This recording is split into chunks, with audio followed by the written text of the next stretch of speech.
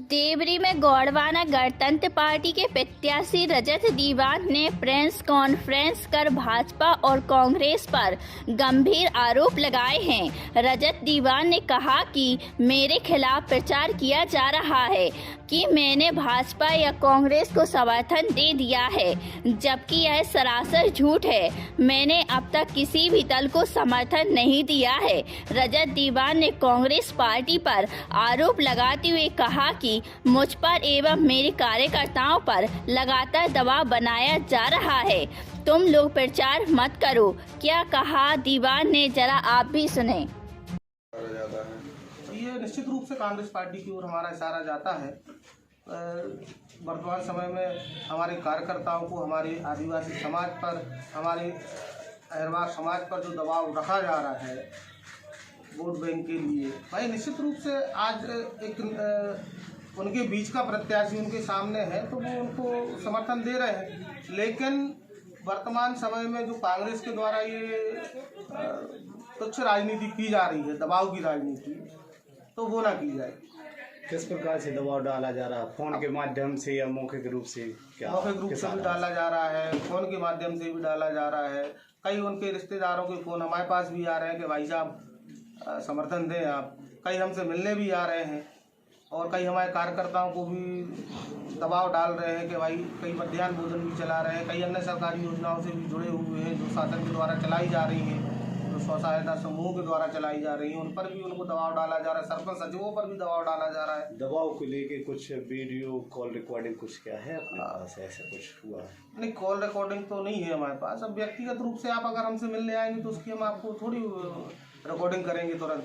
अचानक आके अगर आप हमसे बोले, ये दबाव जो है कांग्रेस पार्टी की ओर से डाला जा रहा है या भाजपा भी इसमें कुछ? उसमें दोनों दल हो सकते हैं, लेकिन अभी जहां तक हमें सुनने में आ रहा है वो कांग्रेस से ही आ रहा है।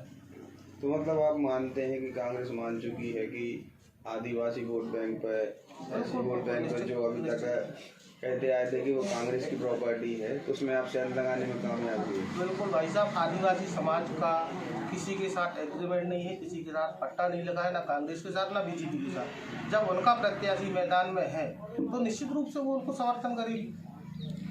आप क्या विजन लेके मैदान में हैं? हमारे जो प्रमुख मुद्दे हैं, मूलभूत सुविधाओं के मुद्दे, शिक्षा, स्वास्थ्य, रोजगार, भ्रष्टाचार, इन सभी मुद्दों को लेकर हम लोग मैदान में हैं।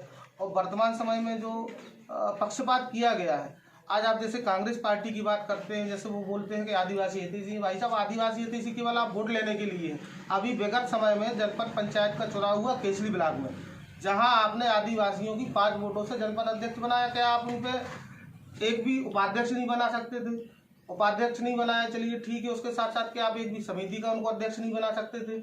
हम लोग राजा महाराजाओं की संतान हैं जिन्होंने यहाँ राज किया है। गोंडवाना ये जो लैंड है, यहाँ हम लोगों का राज रहा है। और जब हम लोग इतना सब मैनेज कर सकते हैं तो ये तो विधानसभा एक छोटा सा क्षेत्र है, तो हम लोग मैनेज नहीं कर सकते हैं क्या?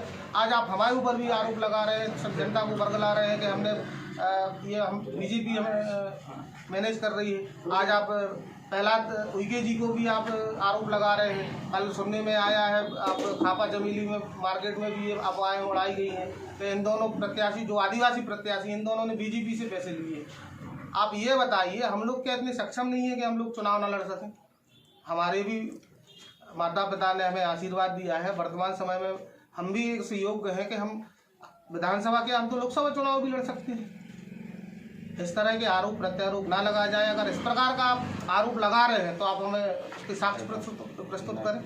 किसके सामने क्या हुआ, क्या बात हुई, क्या चीज़ हुई, किसके सामने लेन देन हुआ है। इस प्रकार के समस्त आरोपों का मैं खंडन करता हूँ। और अगर इसी प्रकार के आरोप लगाते रहे कांग्रेस के प्रत्याशी या कांग्रेस के कार्यकर्ता, तो आगामी समय में निश्चित रूप से मैं मानहानि का दावा, उन पर मानहानि का केस करूँगा।